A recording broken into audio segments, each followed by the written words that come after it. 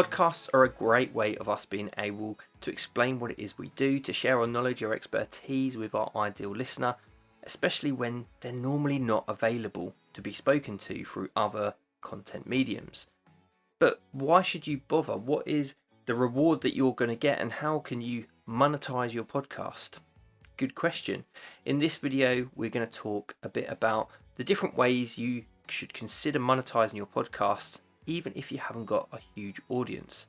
But if we're meeting for the first time, then hi, my name's Liam.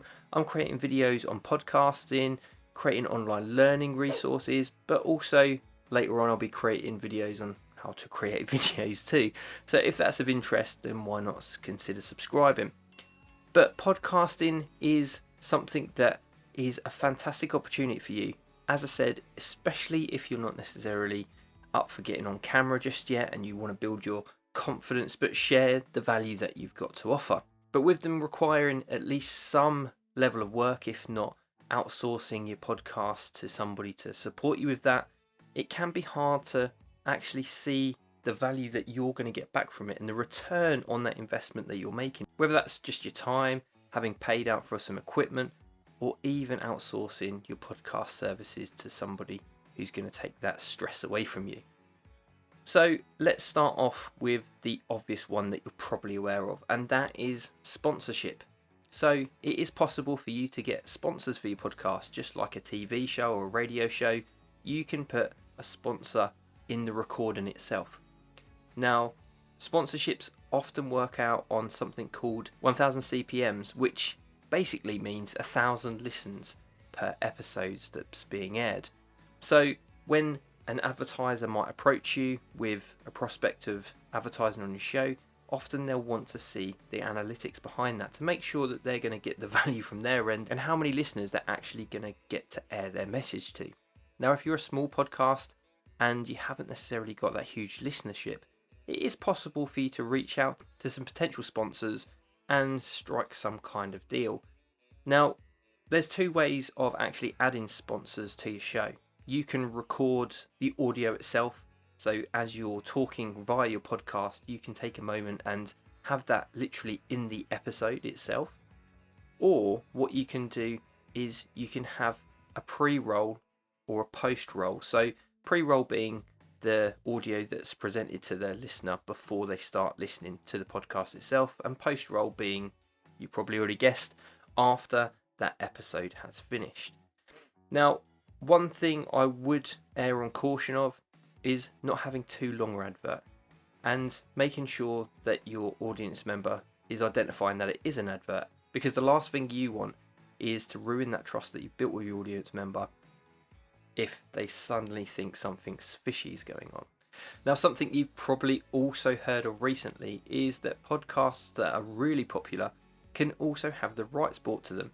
So the big example is Joe Rogan's podcast, with the huge listenership that it received being acquired by Spotify, so taking all of his content off of every other podcast medium and putting it solely on the Spotify platform, which was quite a clever move there by Spotify. Equally, the whole episodes are no longer available on YouTube, and just the episode clips are now available on that platform.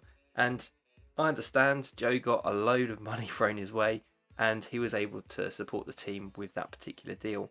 And with podcasting, although it's getting more popular, still being relatively in its infancy compared to a channel such as YouTube, it is something to consider in the long run. If you're able to build up a huge audience, then it's something you can certainly consider. Another way of you monetizing your podcast is by using a technique that is popular amongst many YouTubers, and that being affiliate marketing. It might be that you talk about something that relates to your show, whether that be a product or service, and you're able to give your listener either a discount or just simply taking them directly to a link to Amazon or many other affiliate services that are out there, and then you get a percentage of the sale because they went through your link. That is a highly lucrative option, especially if you're providing a good review or really convincing your viewers that something they might be interested in is only a click away. All you have to do for this is sign up to an affiliate program and put your link in your show notes, mention it when you're talking about the product or service, and then your listeners are only a click away. But remember, don't be too salesy, be as honest as you can be, and don't necessarily always go for the money. And a big reason for that is because a real valuable return on your investment is the trust that you can build with your listeners. Now, podcasting is a fantastic medium and it affords you much more time with your listeners compared to products such as videos or social media where people are scrolling past in a rapid pace these days.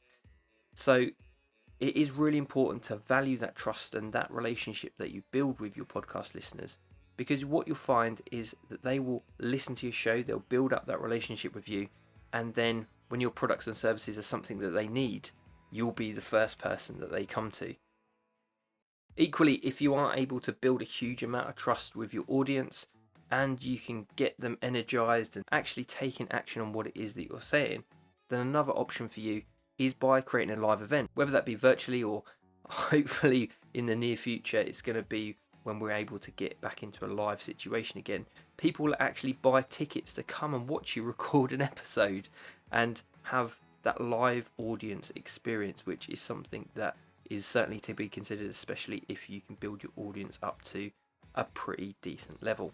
But if you haven't built your audience up to the stage where you're going to be able to fill a room of people and sell those tickets, then also consider the option where you can ask your listeners to support your show by not only following your podcast and listening to your episodes, to becoming a member of a subscription service such as Patreon or even PayPal, where you can ask people for donations to help you continue in producing your podcast from a one-off payment or on a more regular basis from a couple of pounds all the way up to higher regular money. Now, with Patreon and those services where you can offer those higher price tags, people are obviously going to want to have some kind of value for their money. They're not going to just part with it. So certainly offer those entry levels where people can just buy you a cup of coffee and have that warm feeling that they're supporting your show. But equally, think about the different tiers that you can offer, whether it's people can get access to your episodes earlier, perhaps they can get some behind the scenes or some additional audio that aren't necessarily shared with the wider public. Things for you to think about in that regard. Merchandise is also another great option and something that you'll probably be familiar with people selling here on YouTube. But again, that is something that's possible for you to sell, whether that be t-shirts, stickers, or other related products to your show with logos, phrases, things that you can share with your listener that they're going to be familiar with and they're going to be able to relate to. And something else for you to consider, especially if you built up that authority, that huge listenership, and where you've got loads of guests queuing up to come on your show, what you can do is monetize that in regards to actually charging a fee for appearing on your show. It's not uncommon for bigger podcasts to actually charge a rate to get exposure to share somebody's message to their audience.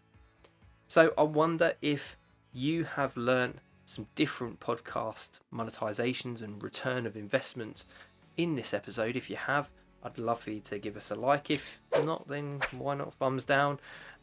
If you know of some that I haven't mentioned, I'd love to hear about them in the comments below. And I'd love to hear if you are going to consider monetizing your podcast when you get to that stage, or whether it is that trust is the most important thing. Now, if you're keen to learn more about podcasting, then click on this video here. If not, click on this video here for more about me.